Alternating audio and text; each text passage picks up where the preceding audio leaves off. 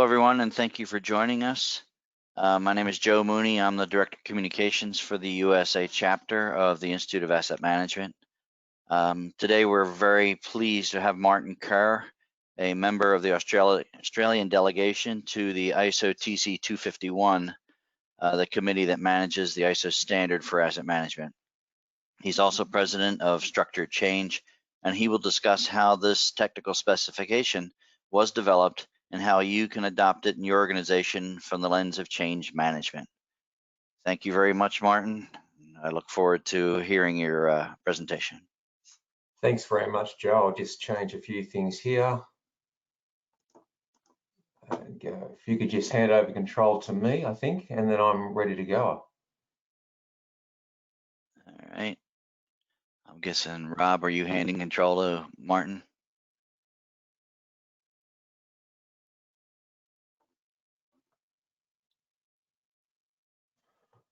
Let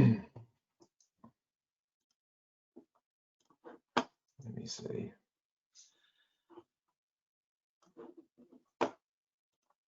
Yeah, I can't get to the take control. Right.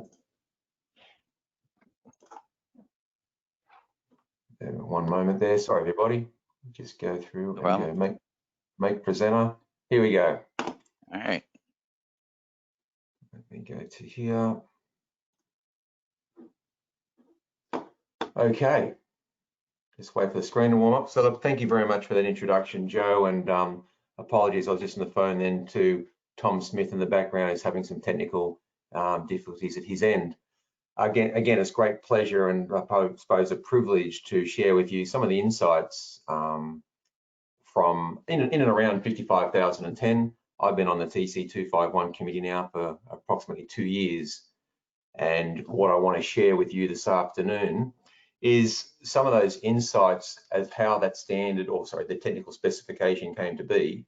But I also want to weave into that through the lens of change management, some of the work we're doing around the New South Wales state government and Treasury and how 55010 is coming to life. So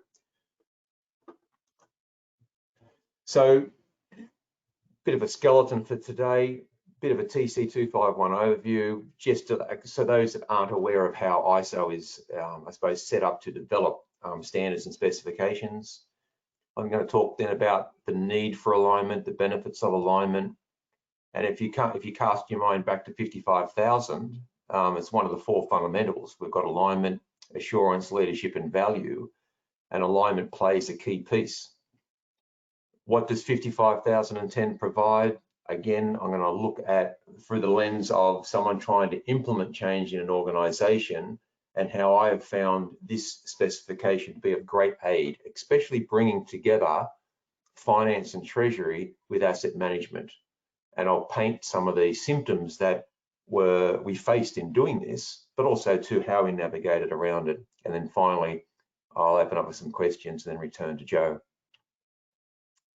So a bit about TC251, as you can see, it was established in 2015 when it moved from being a project committee to a technical committee because the standard was published in 2014. Got 35 members, 16 observer countries, and the liaisons into and out of TC251 means that the standard and the specification isn't done in just isolation with asset management folk. It's done in coordination or at least awareness of things like safety, the standard structure of ISO, quality, safety, etc. So that's what a liaison means in the context of ISO. Our structure, and this is as recent as November last year, and as we all know, the world's kind of slowed down a bit in the past few months, but we have what's called work groups within ISO. Especially TC251, I sit predominantly in work group 3, and for those I'm sure who know Budwin, he's my boss in ISO. But being in the work group 3 communications committee or sub working group, I have the opportunity to go around and sit in the different work groups, which has been a real eye-opener for me, not just so much in the topic areas and the knowledge from those individuals, but it's I suppose it's how the world has come together and embraced asset management and shifted it away from just the management of assets to an organisational concern. Today, as you can see on that slide with the new, we'll be talking about 55010. So on this next slide, we're just going to talk very briefly around the publication process. We don't just come up with an idea and then pump out a spec or a new standard. It goes through a rigorous process. And the process around Workgroup 5 or finance commenced back in 2015. And then of course was published late last year in 2019. The convener on that group, Peter Way, who I've got to know very well over the last few years and continue to keep in contact with him. I think he and the team did a brilliant job of bringing together what is a very usable specification, and as I said, brings finance together with the business, and in a way shifts finance from just being a controlling function to more of an assurance function, and I'll explain that as we get through the slide deck. As you can see here, we've got the pie charts here just representing the different utilization of ISO and the certifications. And I think one call out here is that the electricity and utility functions has actually pipped water for the first time. So that was around the other way. And again, it's not a race or anything, but it just demonstrates where I suppose the uptake of ISO has been, and I suppose where we feel we're getting value from it. As you can see there, all the way down even to health. You think about the health might be the minimum one there at the organisations per sector, but I can say down in Australia and New South Wales in particular, the new Treasury function, which stipulates that you must put forward a business case for your spend, and it doesn't matter what sector you're in government, your AMP or your asset management plan doesn't just determine your maintenance for budget, it actually now determines the TOTEX for both your maintenance and operations. So I'll cover some themes around TOTEX as we move through this afternoon. The TC251 structure, slightly different to the standard Annexure SL structure. 1 to 3 are pretty normal. You know, the scope, the normative references of which is 55,000. We then have a section, and I can't put it all on here because of course it's ISO IP, but why alignment between the financial and non-financial is so important, and calling out those benefits. The enablers around process, leadership, policy, strategy, data and information. And data and information play a key role in all this, because when we're moving to a world that needs to justify TOTEX, you do need solid information. It's no longer subjective and, as we say, a wet finger in the air. You do need to quantify your investments, and at least for the New South Wales Treasury policy, that means that everything that you ask for money upon must exist in your asset register. Of course, how to achieve that system alignment through data and information. And that's not to discount knowledge that we all have in our own minds, but again, we need quantitative information. How to achieve an asset register related alignment. And as you can see, that's always a challenge. And I'll talk about that as well, how in finance, we seem to have a bias always around cost centers. But if I'm an asset manager, I'm more interested in a cost around an asset, discrete, a subsystem, a system, etc. So it's really being able to have that conversation in your organization to bring those two together. And it'll be a compromise. You won't get a perfect, unless you're going to run 2 balance sheets, you won't get a perfect match. We talk about financial planning, budgeting. And I think the word we use down here in Australia at the moment is shifting from just budgeting to forecasting. What is that future spend? What are some of the options that I can actually place into my business case? Again, moving the AMP from just being a budgeting artifact for maintenance to whole of life service and asset management planning. And of course, how do we actually track that performance in the context of finance and asset management? Okay, we won't get onto that today, but how important lead indicators become. You know, it's not just what you've spent, it's what we need to spend in the future, considering of cash flow, And rather holding contingency because we don't understand our planning, it's about the effective and the responsible allocation of funds, be it investment or be it operational and recurrent cost. So moving into the, I suppose, more of the nitty-gritty. Okay, why is there a need for greater alignment between finance and asset? Well, there is a continuing tension between the available funds and, as we say, the system and asset need. It's not all about the discrete physical asset. It's about the system in which that asset supports and understanding that connection. Again, alignment. Finance, as I mentioned before, around control, centered around budget, cash flow, the balance sheet, compliance, but really, how about we shift it to the next line? This is about asset management, or asset is the focus around cost, risk, and performance, and the assurance to get the outcome from the asset based on the investment, not just the function of the asset.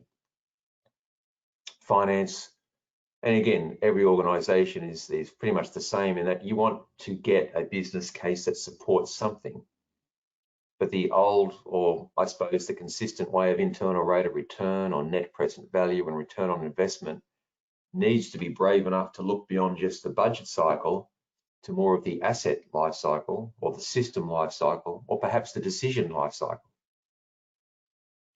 Again, asset management seeks a whole of life perspective. It's non-linear, and I say that because so many variables will happen over time. You know, wherever we are in the world right now, I suppose there has been an impact to the operations and the maintenance of our assets through to utilization with COVID-19. I mean, we didn't see that coming. And again, that's another example of non-linear. In Australia, we've had a lot of bushfires and floods in the past 6 months. So how do we actually factor in these changes? Where have I got enough control and assurance in my processes to actually move money around in the immediate to accommodate for these, I suppose, short cycle events? And the next line, very important, and it's one that, you know, we're starting to use the word grapple with here in Australia, and that is OPEX and CAPEX decisions and TOTEX. And I use the term there, we place the burden of OPEX and CAPEX decisions on the shoulders of an asset manager. And what I draw that out even stronger to say that if I'm an asset manager, it should not really concern me that I'm at the end of a budget cycle or at the beginning of budget cycle, that I need to start playing off capital investment versus operational expenditure.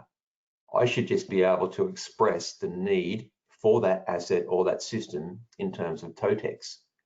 Shift the actual decision around timing back to finance and allow us to all have boundaries between our functions to get the most value out of our functions, which also steers towards greater accountability.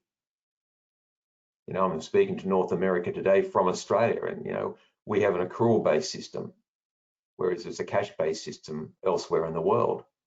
How does that factor into, I suppose, that decision-making and how we, I suppose, treat the value of an asset today and into the future? And why that's very important is because a lot of organizations exist all around the world. I do work with a very large mining company, and they're based around the world, and they have to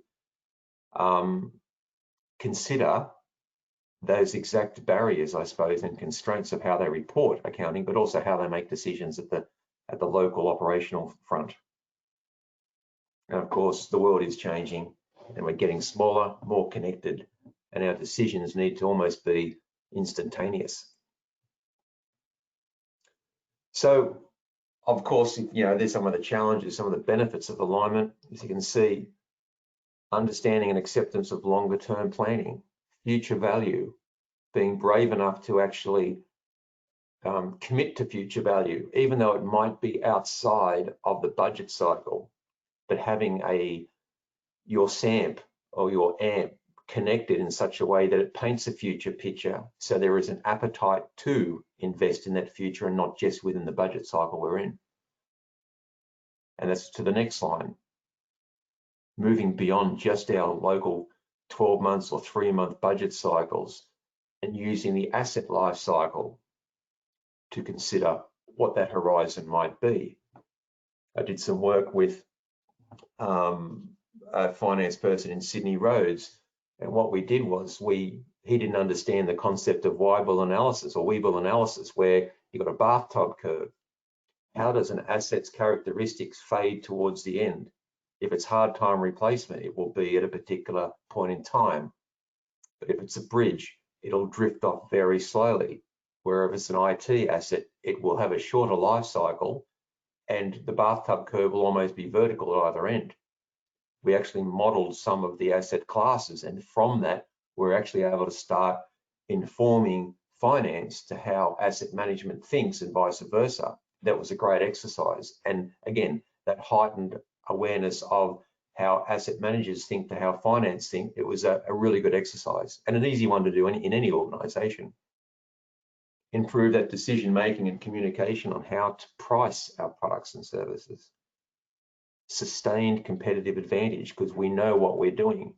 And everyone's got the same crystal ball, but if you've got processes that really link in those stakeholder requirements through your SAMP and AMP, you have really got organizational resilience to do that. I use the term positive tension between our various functions in the business. Whilst this talks about asset managers and finance, let's talk about other entities like supply chain. It's where we make and lose money every day. But this standard can also support that. Sorry, this specification supports that. Collaboration between internal stakeholders. And I use that clarity and transparency. Let me know how you think about this particular problem or this investment, and I'll share with you how I think about this same problem or opportunity, and let's work together. And that really has been, I suppose, at the essence of 55010. Again, shifting from cost to value. It's so easy. When I go to different organizations, each organization will have a bias towards cost, performance, risk. You know, the defense over here, very much around performance, government around cost, mining, risk. But we need to collectively shift towards value, which really is that organizational lead, concern or lead indicator for coming together and make informed investment decisions. And from a change management perspective, visibility brings trust and improved organizational culture. That positive challenge across the business promotes innovation. Because if we tighten everything down to always controlling, we lose the opportunity to innovate. I heard someone else say in another organization not so long ago, we need to create freedom within a framework. It can't all be control. We need to shift the dial back and also acknowledge assurance. And of course, moving from lag to lead indicators. I'd love to talk more about that, but that's another story. But yeah, feeling comfortable to move towards lead indicators. And you can only do that when multiple functions within an organization are coming together. So in my view, what does 55010 provide through a business lens? Processes that actually add value. So it's not just adherence to the process, the intent of the process is known. Leadership and governance, that policy and strategy. And the example I open up with was the New South Wales Treasury policy now states that your AMP is the only business case in which you will get funding from the New South Wales government.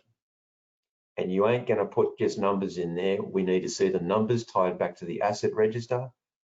And if you wish, you can have an asset class strategy within, but do not come to us with a business case separate than the asset management plan. And further to that, we don't even call it in this organization an asset management plan anymore. It's an asset management and services plan, because the S brings out the services, which is TOTEX. It's your operations and your maintenance. Understanding and alignment between asset and financial registers. That's been a big one for the New South Wales government, especially when you think about all the acquisition of land for various purposes. Now we're starting to actually get a sense that having these parcels of land, we can actually share the utilization of that land between different agencies, Couldn't do that before. It was always around control versus value. And then of course, favorite one is, when can we actually have an asset versus non-asset solution? It always used to be, no, can't do that, haven't got the budget for that, or no, can't do that, haven't got the resources for that. Now we actually start with, can we do this with a non-asset solution, and look at different utilization and the funding that it may require. Yeah, it's a new world. Before, even within 2 years ago, let's build something because that's what we do. No. We now realize when we're teamed up with finance that we build stuff, it's going to cost stuff. And it's going to cost not just now, we're not going to pay for it just now, we're going to pay for it later. So what does it provide? Moving from OPEX to COPEX, moving from OPEX and capital to a TOTEX mindset. As I said before, from a change perspective, that isn't just, yeah, I get it, Martin, OPEX plus CAPEX equals TOTEX. The mindset piece is, how does an organization cope with that new concept? All of a sudden, it's not so much time bound. It is, I have this asset worth $10 and it costs me $1 per year to fund in terms of operations and maintenance. Well, if the next year it costs me 90 cents for that same $10, how did that improvement come about? It gives you a compass to find some key measurements. Shifting thinking from just the delivery of stuff to performance and outcomes. When you start to get an organization thinking in terms of outcomes, giving them the principles to work within, again, alignment, assurance, leadership, and value, plus the values of the organization, all of a sudden, they've got that freedom within a framework to shift the performance. And this is probably the biggest and the most fundamental for the work I've been doing with New South Wales government. We have now shifted the pendulum from just planning our, all of our organisational plans being to the available funds. We now shift our thinking to planning to the required need, and then looking at the delta of where the money is in relation to that. Okay, so that has been a huge shift in thinking, a shift in culture. Don't come to me with a plan that accommodates the $1 million you might be getting. Consider that you're getting nothing until you actually can demonstrate that you have got assurance in your asset management system, in your financial system, all the different objectives and the different systems that come together and put up that business case, which is called an asset management plan. And the last point there, report to your stakeholders with meaning. Well, when you actually start planning to the need, when you start shifting to performance and the organization is starting to become aligned, well, then you can report with meaning, because you actually start to shift towards lead indicators, the future. And you can't, well, I'm saying, Martin's saying this, I would find it very difficult for any organization to shift to lead indicator thinking without more than one function being in the conversation. I think it'd be almost impossible. And then from a change management perspective, as I mentioned before, shifting from cost center to an asset cost center and the alignment between the two. And it is a compromise. There's no ERP system out there that can accommodate both perfectly. It's going to be a compromise, but wouldn't it be great if the balance between the two was there? The collection of information, data, is seen as valuable and not just a pain in the butt because you're asking operations to collect information. If you actually remind operations why they are collecting the information and the data, all of a sudden it becomes a new experience for them. And furthermore, when they can feel that the data that they've fed back and those suggestions makes its way back into the next planning cycle, all of a sudden you do increase the alignment and you end up with probably a cultural and a capability lift just doing that. Third point, information, not just data. I hear a lot of organizations say, oh, we need all this data. Well, that can also be a symptom of not understanding the question that you're wanting the answer to.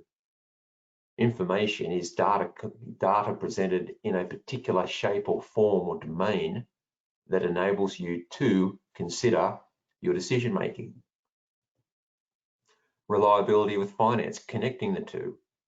Think, wow, And I've seen it. I've actually seen the moment that a reliability engineer and the CFO was almost a bromance, that they came together and realized they're after the same thing. Where do I invest? Why do I invest? Where are the symptoms? Where are the causes in the organization? IT projects, very important, acknowledge both asset and finance in their blueprint consideration and how they design a system.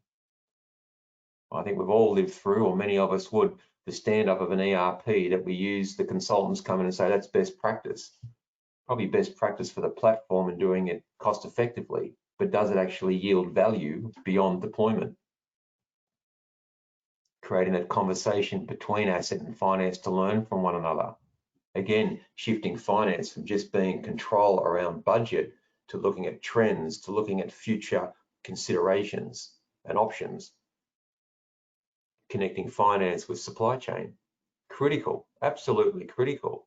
And further to that, not just with supply chain, but all of a sudden it opens up the door to what is configuration management at an organizational level, as opposed to just being a physical configuration management from an asset manager's lens. Projects shift from moving from just looking at project costs in terms of, say, cost, risk, scope, and quality, but more around cost, risk, and performance. You know, looking at the outcome. What is the intent of this project? Factoring it in. And having an organization that rewards a project for challenging the norms and might ask for more money in the project, not because they couldn't plan, but because they're planning beyond the project into the whole of life perspective. And inviting innovation from younger people who aren't seasoned, you know, they're not seasoned finance or asset, let's just call it cronies or experts. It's amazing some of the insights and some of the fresh lens you get from a young person that says, well, why wouldn't you do this? As humans, we always get ingrained into this is the way we do things. But younger people are able to articulate value, I think, better than a lot of us. Listen to it, feed it back, plan, do, check, and act. And as I said before, I've touched on this a few things, but finance moving from just being controlled to a value assurance function. I can't believe, looking at the clock, that's pretty much coming up to 30 minutes. And I suppose what I wanted to do was, again, give you a bit of a background to 55010, weave that into some of the work I'm doing in my organisation with New South Wales Government, but also looking at the symptoms from a change management lens or perspective. Because really a standard is just a standard, a spec is just a spec. It's how you actually bring that into an organisation that's important. But I can really say group finance, for instance, in New South Wales Transport, they're actually so engaged now with the asset fraternity, saying that, you know what, I've read the standard, we could be doing this, this, and this different. It really has created a catalyst around alignment. And I mentioned before, supply chain, could be anyone in the organisation that has a cost associated with it, which is pretty much everyone. So without trying to oversell 55010, I would go out on a limb and say it's not just around the financial alignment, it's really around organisational alignment. So look, for Tom and Joe, that's pretty much concludes where I wanted to share this afternoon with you in North America.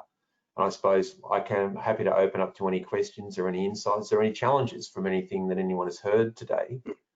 I'm happy to take some questions. Thank you. Well, Martin, this is Tom. I just think that I should be able to be heard through the system now. Is that correct? Yep, I can hear you loud and clear, Tom. Excellent, thank you. I'm sorry I was late getting on. We had a massive network problem here, and as you might expect, those things never occur until exactly the wrong time. So, but it cleared up about 5 minutes after. It cleared up about 5 minutes after the hour. So I'm happy to be on, and I'm happy to have all of you on. It's quite a large crowd. We had nearly 500 people registered, so and to have 250 on, more than 250 is a wonderful attendance, and I think speaks to the importance of this topic. And it's one that's been I think Martin said you started working on this in your working group in 2015. So this has been around for a while. The fact that the specification was just published last year, we've been talking about alignment for a long time, and it's clearly been a critical issue. Yeah. We had a couple questions that I would forward, and then I have my own questions. But I guess the first one is kind of where you've left off. Does the CFO, does the CEO need to understand 55010 to understand alignment? I think I'll play back a moment in January of this year where we had what we call the Deputy Secretaries of Transport for New South Wales in a room, and we were relaunching asset management again, right, under a different name. And the CFO stood up and said, I don't want to see any more business cases that just look at the now. I want to start seeing business cases expressed in potential and future value. And I know that person, and they have not ever read 55,010 or 55,000. But when that person learned that 55,010 underpinned that statement, she was right on board from that moment. Excellent. Yeah, I think that tying it directly to the business cases is of the things that I've seen that work. That is one of the most important, and providing really solid templates so that those business cases are presented rigorously by every party, and when people have competing business cases, that they're presented in the same way so that good decisions can be made. I think too, Tom, on that, whilst I've talked a lot about the asset management plan or the asset management service plan serving as the business case, we shouldn't lose sight that the strategic asset management plan does need to articulate what those objectives are representative of the stakeholders. But as we've said in this, and our new, I suppose, the next iteration of SAMPS in this organisation was also considering our external stakeholders, but also our internal network as a stakeholder as well. So we don't just say yes to everything, we need to afford our decisions as well. So that's also been this latest horizon in thinking. Yeah. There's another question regarding the specifics, and I've seen a few examples of specific, not both software and kind of procedural examples of how you actually accomplish this alignment. People have to sit down and agree to do it and talk it through. But can you kind of walk us through an example of how technically you actually accomplish the alignment, and how you? I'm sure it's not done in one fell swoop, but how do you work through it and continually verify it so you know that it's working? Yeah, so I suppose if you picture, you've got an asset register on one side, which is that very technical, probably a product breakdown structure. Then you've got cost centers on another side. The two, I suppose, tactics that one can take, and we're doing this at the moment, is one, go back to your work orders and understand where is it costed against. And then in the asset register, work out what additional field that you could put in there. So during the transaction of a purchase order or works order, you're collecting information against that asset. That's the first step. And it's interesting, once you start talking about, and what I'm referring to is adding metadata to your physical asset register, or adding metadata to your financial asset register, all of a sudden these tags can actually help you within 12 weeks or within a 3-monthly cycle, understand where cost is hitting your respective register and where it is not. To try to go out and say we're going to rebuild the entire chart of accounts around an asset would be almost impossible. We know that there's also regulation around reporting, but just adding a field, but also having finance and asset agree to what that 1 or 2 fields might be, and then look at it after 6 months. It's not a big imposition, and you will get value out of it, but you'll also get value out of agreeing what that field should be. So a bit of I can't go into too much more detail with the time we've got, but that's it. Come together, look at metadata. Okay. Yeah, excellent. Yeah, there were a couple of questions around that line. It's exactly how to do this, and maybe this is something that we should all work on, the ISO group as well. well as IAM and AMC, providing some more detailed examples in another format, perhaps publications, or maybe we would do another webinar with some really real details in it. Yeah, no, it would be beneficial.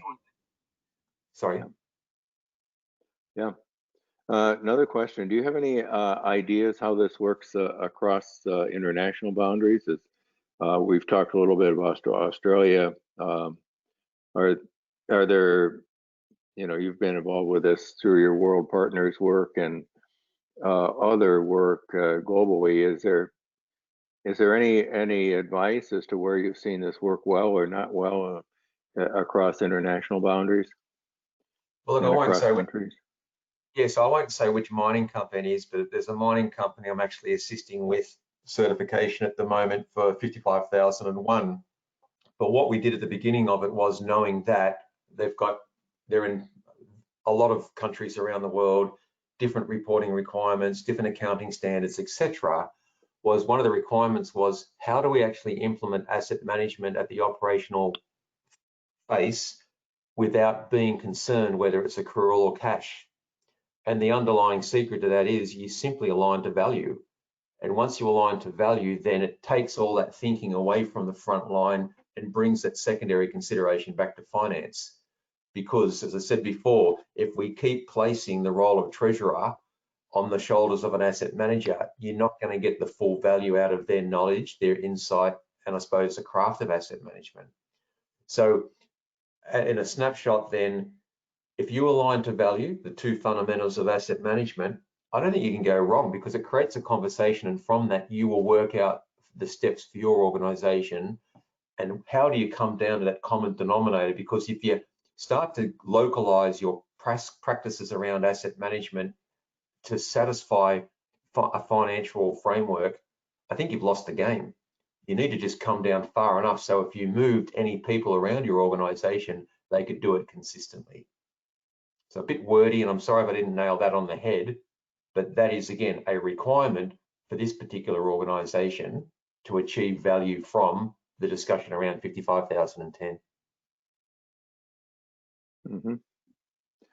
So I'm going through the questions. We're getting quite a few. If those of you online have further ones, just type them in, and I'll get through as many as I can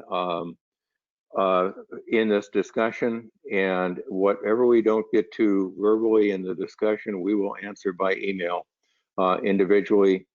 And if they seem to be a general question, we will answer them with a general email to everybody on the call. So there will be no questions left unanswered, or at least there will be questions answered to the best of our abilities, I think. Yeah, here's a question, and I was just going to say, it sounds like from university you're giving me homework, but that's fine. Happy to turn these questions around for you. Well, I'll take the first crack at them and call you in for the tough part of it. So, yeah. I think it's important that we answer all these questions and that we respect the time and effort and thought of people who are attending. So we will get back to you on this, no question. In terms of maintenance, in terms of TOTEX, how do you? And I've seen this. I've been at this whole business for a long time, but I see this all the time. How do you get maintenance into the TOTEX budget? I mean, it's the CapEx stuff, the new shiny objects are so overwhelmingly fascinating. How do you keep maintenance from just taking a back seat? And we could probably all give 100 examples of this, but what's your thought? No, it's an interesting question, because where I would say is I'd almost think around how do we actually get more services and operational expenditures into our TOTEX thinking. If I come back to the IAM, if you come back to the asset management plan, historically it has been around buying an asset and maintaining an asset. When you actually have to start figuring that railway platform has got 4 station staff on it, it has got services, it's got vegetation cleanup, it's got all that, you start to bring together the conversation of operations and maintenance. And that's not just to give you a dollar amount of what you need to ask for. What it starts to do is aligning the thinking about, oh, how might I do things to help operations, or how might operations do things to support, maybe it's possession management of an asset from back to maintenance. So everyone on the call, don't just think 55,010 is just a spec in terms of TOTEX on the balance sheet. It's also around aligning behaviors, aligning thinking, and it's like, what else could we do together as opposed to what do I need? And I'm looking down here at a question from Richard Taylor. You mentioned using AMPs as business cases. One of the key things here is, as I mentioned before, with New South Wales Treasury, and we're quite fortunate that the gentleman that blueprinted that policy used to work for Sydney Trains. He was a planner, and he understands that it can't just be about dollars, it needs to be about need. So, and again, our asset management plan in that organization is now called an asset and services management plan, because operations need to sign it off as well as maintenance. So it's created a positive tension, created a positive challenge, and then whilst there might be the executive director above that who is accountable, you've got people below pulling that together. And another key element for you all to consider is, it used to start off with the conversation around, well, whoever's got the asset on their balance sheet owns the budget and is accountable for that asset. We've shifted that thinking now and said, stop for a moment. It really doesn't matter on whose balance sheet it sits on. You are accountable for an asset. Sorry, you are accountable for the value an asset provides your value stream or your stakeholders. So in that also helps breed the concept of TOTEX, because the asset might sit on someone else's balance sheet, but you're using it to provide value for stakeholders. Well, all of a sudden you've got a vested interest in making sure that's funded, even though it's not within your budgetary remit. So that's another element of, again, bringing accountability, alignment, and TOTEX together. Yeah, that's excellent, and the inclusion of service in there, I think, is really key, because just thinking about a critical facility that we built on campus a few years ago, and it was an endowed facility, sponsored facility, but not quite enough money in the endowment, so they stole from the maintenance budget in order to add the last layer of gold plating onto the facility, but the question was never asked, what does that do to the service level of the asset over time? And that was not the evaluation made. It was how does this look to the sponsor, rather than how does this serve the needs of the users 10 years from now? And so adding that service level in, I think, is really critical. And I think too, Tom, helping our sponsors understand what the value is they're actually providing, because let's be honest, no one knows everything. They're probably going at 1,000,000 miles an hour, and helping our sponsors shift from working on the asset portfolio as opposed to being in the asset portfolio. And the way I explain it to this organization is, asset management is a top-down lens across the entire organization, whereas the management of assets is a discrete consideration bottom up, representing an asset or a system of assets. And once you start to get comfortable between the two, you can shift the conversation around, and then all of a sudden the sponsor goes, great, I'm talking about value then versus talking about functional performance. So we can actually play a role in asset management by just helping, and I don't mean patronizing our sponsors, because they're senior people, but helping them understand value, because it's a pretty straightforward. I'm preaching to the converted here, I know, with you, Tom, but it is. If you help people, value can be anything. Well, then the conversation can be anything without constraints, and I think that's important. Yeah, there's a question here about why was it necessary to write the technical spec, and why couldn't this simply have been covered in the standard itself? Well, I suppose if you think, I'll answer the second one first. The standard itself is around the benefits of asset management. those 4 principles or fundamentals, and of course achieving the desired balance of cost, risk and performance, plus the coordinated activity of an organization to realize value from its assets. What was the first part of the question again, Tom? Sorry, I just lost myself then. Why was it necessary to write the technical spec? And not as opposed to trying to just cover it within 5501. Okay. Well, again, 5501 is a structure of a management system. But if you go back to before 2014, especially when the standard was put out there, and if you typed in the word asset management or the words asset management into Google, you would have come up with funds, investment, managed funds, etc., etc. Over the period of time, that has still been, I think, it's worked for us and against us in asset management. But what 55,010 has done is it brought us inside the organization to link those two together to get that outcome. Because it really is a different discipline. And you know, the term asset management in its own right, or a strategic asset management plan in its own right, is quite confusing. But I think 55,000 by itself is, and again, I'll go back another step and say, when organizations engage me to help them with certification in 01, I said, have you read 00 yet?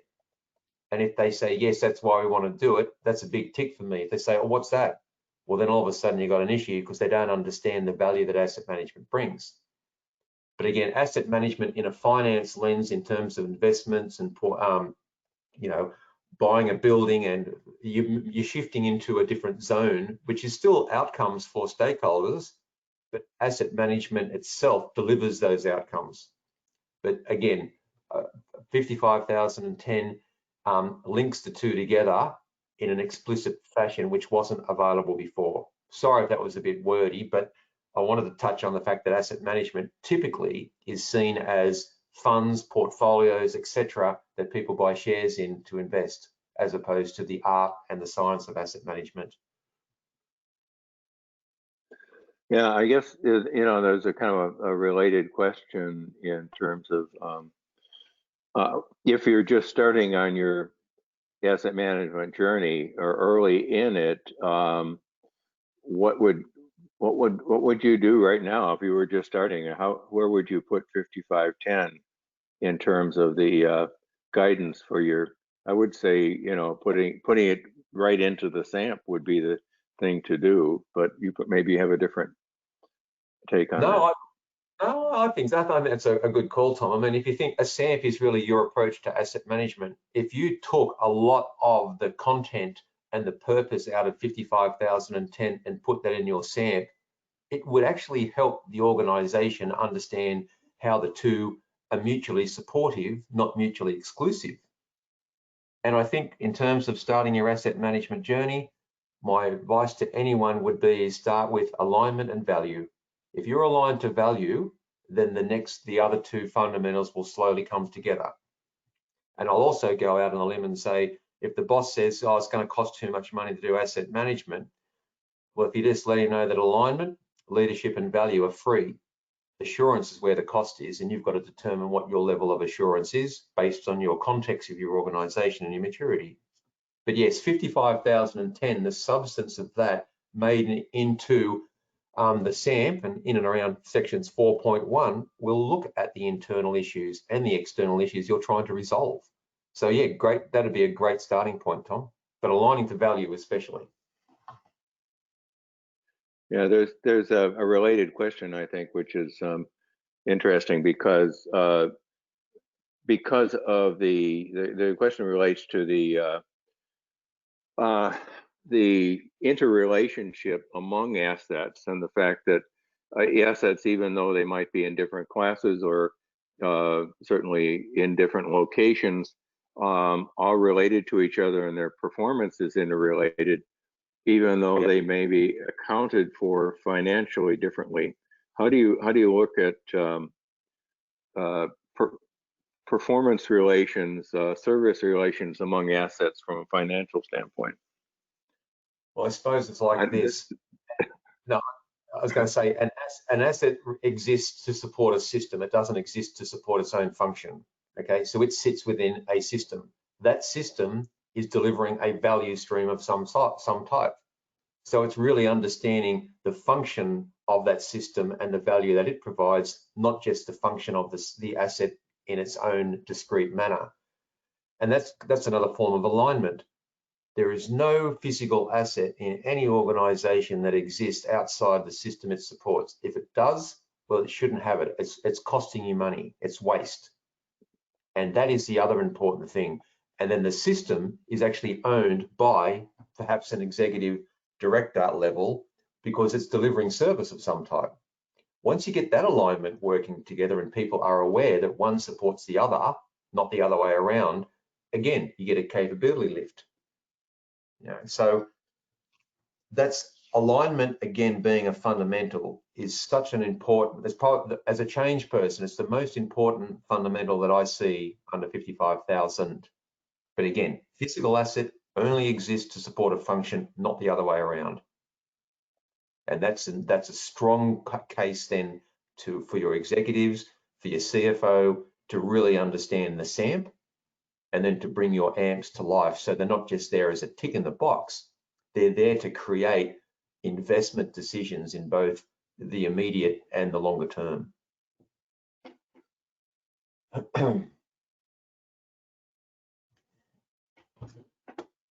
Okay.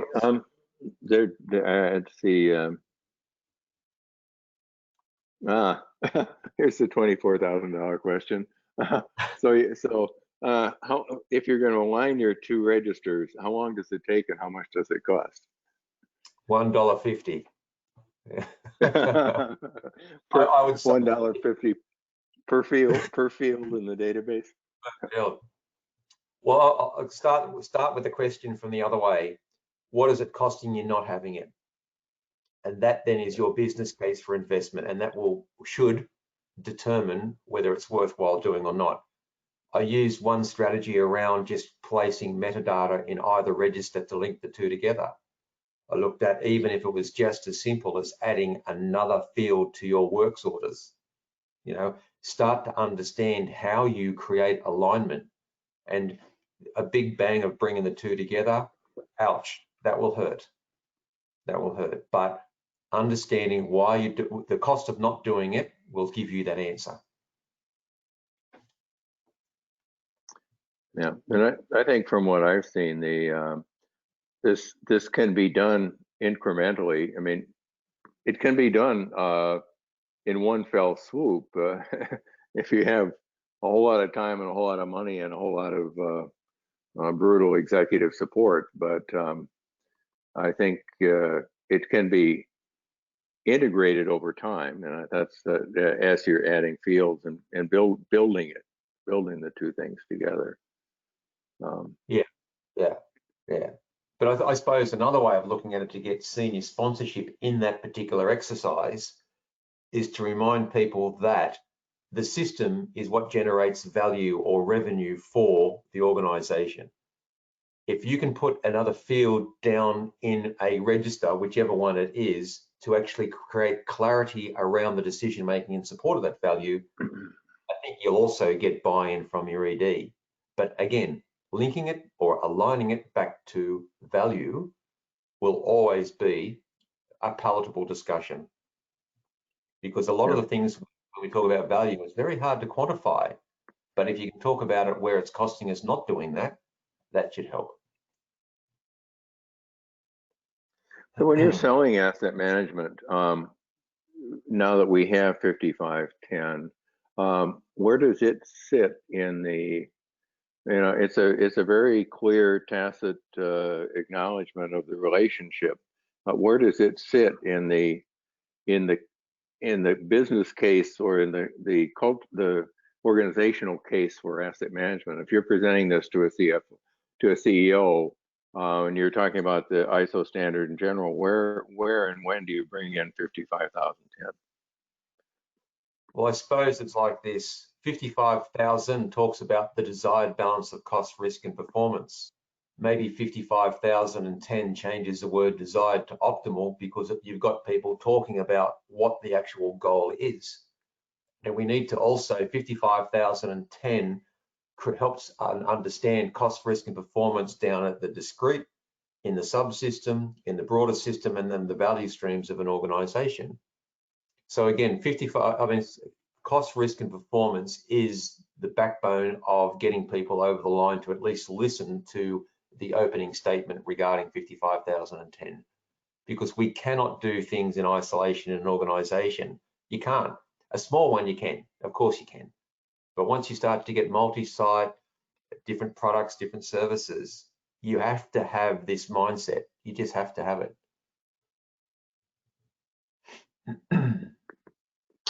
So we're at 4 o'clock, but we have a lot more questions, and we still have 235 people on the line. So are you willing to go on for another 10 minutes or so, Martin? If we we even give it 15 minutes down under, because my breakfast won't be ready for 15 minutes. So I'm happy to sacrifice my time while my wife cooks breakfast, Tom. Yeah. I appreciate that very much. So I think we'll do that. This is a very interesting discussion, and quite a number of probing questions. And we will, as I said, we will get to all of them online or in some other format. Joe Mooney, our communications guy, is on the call. We may actually have to press him into service to write a little white paper in response to all these questions, but we will get there. Tom. I think that might be useful. There's so much here. Yes. There's a question about case studies. Several questions about case studies of who has done this, how have they done it, what tools have they used, how much did they spend, etc. And that, Joe, that might fit in with something we would have to put together. But Martin, do you have anything off the top of your head? You talk about your own work with NSW, but yeah, I think actually I've got a meeting next week with the person who wrote the policy for NSW, Treasury, and I think that is a case study in the making, because it's one thing to say, yes, we've got one organization has done it well through leadership, but they've got to get 30 different agencies across New South Wales government to do the same thing. And the case study goes something like this. Policy was signed off last November. This November, you have to demonstrate you've got a plan in place to convert your thinking from planning to spend versus planning to need. And then in March 2021, you actually have to have all your AMPs and SAMs in place that actually tie back to your asset register and provide the request for funding based on cost, risk, and performance.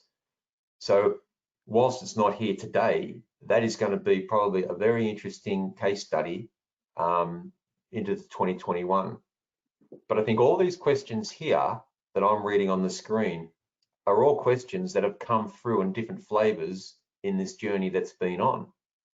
But I also would say to people, a lot of these questions here come back to alignment, assurance, leadership, value, because that's going to be the ingredients for getting this across the line and really getting the value from 55,010. But at least 55,010 is almost like it's finally friendly ground for the, I suppose, below the line part of the organization for finance to above the line in terms of delivery. But look, I work with Budwin in Work Group 3. We actually pull together all the known certifications around the world. I work actively seeking out case studies around 55,001. But I think my discussion, because I've got Budwin in about an hour, is to maybe look at calling upon case studies around 55,010. So that's given me some homework in the longer term, Tom. So I'll take that on board with Budwin. But at the moment, the New South Wales Treasury one would be a real story in the making. There's a lot of people that want this to work, and I feel very privileged to be part of it. Yeah, and I think that's something we can all contribute to. Where it's published, I think there will be multiple publication outlets for this, but and multiple sources for case studies. But there's certainly a discussion that needs to go on and where we need to add some detail. Here's a very interesting, more generic question about registers, and I know that we get caught up in this term register, and the question is, how are registered or organized? There are standard taxonomies that are used, and the register might be, organized under a standard taxonomy, and I've seen that done where the taxonomy is an industry one. Oil and gas has a taxonomy that's standard to the industry. Food and beverage have a food service, a food production standard that is a taxonomy that is standard to the industry. What's your experience around when you try to conceptually to put these two registers together?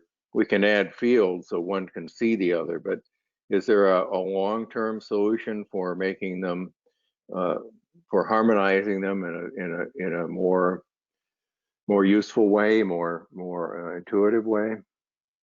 I think that's a two-part question, Tom. I think one is understanding why you would have a register, and I think once people become comfortable with that, the second part of that is, well, what do you have becomes easier, because it's like you say to people, what is it in that? Is that in the asset register? And some might say, oh, it's only we call it equipment if it's in the asset register and it's got maintenance to it, or we call it a discrete asset in the asset register if it's under $500, or we call it a discrete asset if it doesn't have depreciation because it's expendable under a certain tax ruling.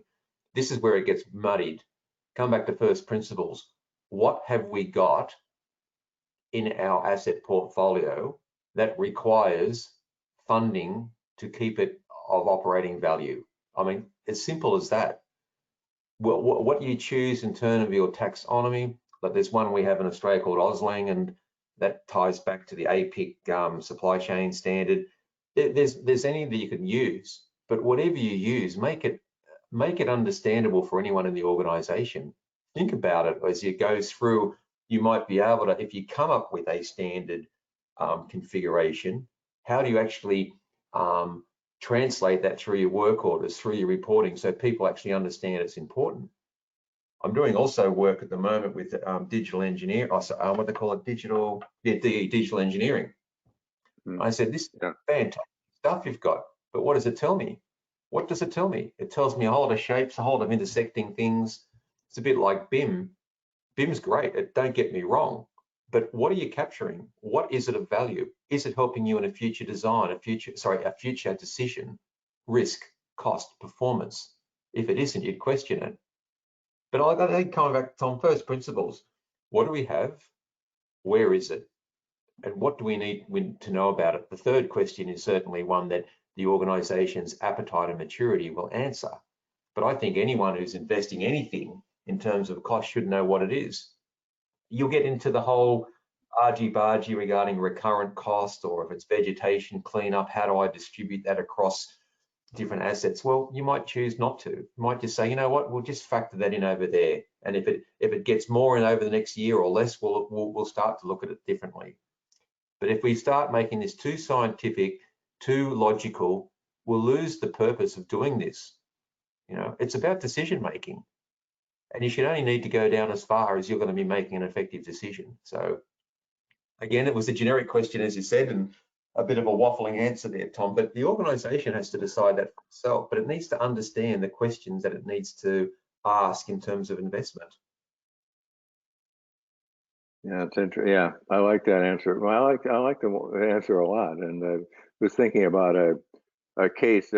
This seems like a minor case, but a large parks department, a large city parks department, multi-million inhabitants, and the equipment and facilities in the park seem to be like, okay, we've got playgrounds and swing sets, and we maintain them at a certain level.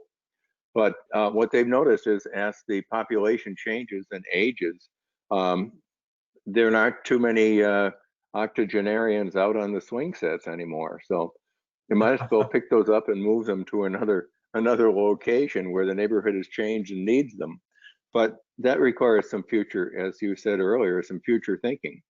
The people who manage this have to look not just at what are we spending today, but okay, you know, maybe every 10 years we make an assessment as to whether we need to pick this stuff up and move it. Yeah, absolutely. So it's can we afford the decisions tomorrow that we make today, etc. Little adages like that. But it's also, will the asset, I'm also amazed too sometimes when people still look at this asset. It needs to be there for as long as we can afford it to be there. And you kind of say, well, really? I said, maybe that asset, we could do a lot more with the funds we save from making it a shorter life asset, because something else might come along and replace it. But it seems to be a lot of organizations aren't brave enough to admit, yes, we'll just terminate it at that point in time and that's okay. So that hard time replacement shouldn't just be done on condition. Hard time replacement should also be seen as part of your business case in the first instance. Be brave enough to understand the system it represents and be bold around that, because again, a lot of the decisions that we find that operations and maintenance are making at the coalface in terms of asset replacement and renewals, we should have decided that back before they were even designed. You know, and an organization designing the outcome or a solution, not just engineering detailed design. Everyone has to do it together. Sorry, I waffled. Interesting. No, I think that's incredibly good answer.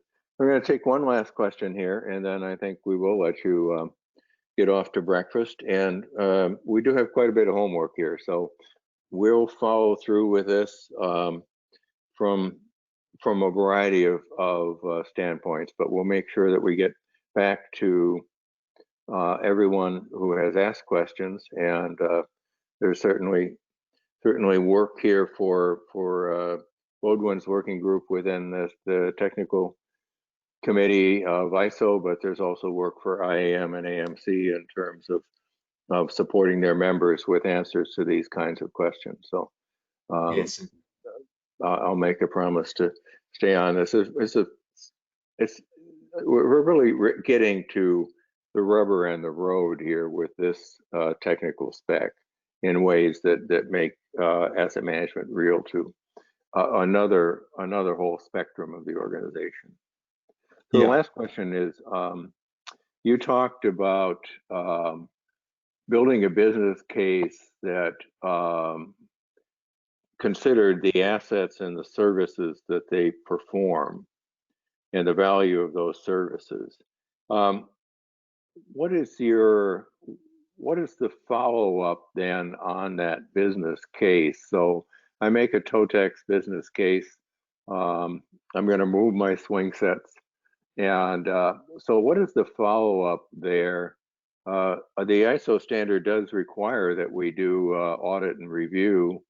Are we just writing reports at the end of this that says we did it right? Or how does this all get woven back into the audit and the management review function?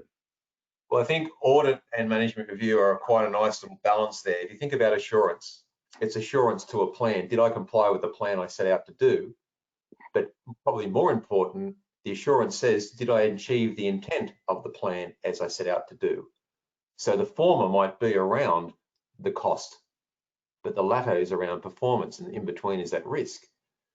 But in terms of that Totex view of the world, again, try not to dwell on the fact that it's OPEX plus CAPEX. Look at it as creating a conversation that's future bound. It's bringing operations in closer with maintenance. It's bringing maintenance closer with operations. It's inviting supply chain in. It's inviting HR and around competency development. It's the whole gamut. It's not just funds, it's value. And value to an organization could also be the consideration of the octarian being repurposed, as you say, Tom. Look at what the skills of that person is and making sure that in the future, under that asset and services management plan, that I've actually factored in training for these people or a change in workforce to support something. I mean, if you think about the example I provided today was on the back of New South Wales Transport, how are we going to cope with autonomous vehicles? We need alignment, and alignment that actually stops looking at what could go wrong and look at what could go right and how we fund that. And the operational considerations for, say, autonomous vehicles coming online, we've got to upskill a lot of people, or maybe we don't. But we can only do that when we start coming together and thinking about things. Because one thing I really have taken a lot of pleasure out of the AMP moving to an asset management and services plan is you can't do it in isolation now. You're forced to do it with other members of the organization, which is very much the DNA of 55010. So maybe all of you, next time you're doing an asset management plan, invite services in your operations in and say, this is what I'd like to do. This is my maintenance regime. And you might say, look, in this, I need 5 days possession of this asset. Could I do this differently? Could we model this differently? The external stakeholders in maintenance, noise, vibration, whatever it might be. Do I consider my local community? Let's factor that in. But the business case, again, should always be factored around value, not just TOTEX. TOTEX is a result of understanding the value that you're trying to deliver. Well, that's great. I really appreciate this. Really, we all appreciate this, your time and your expertise and the thought you put into doing this.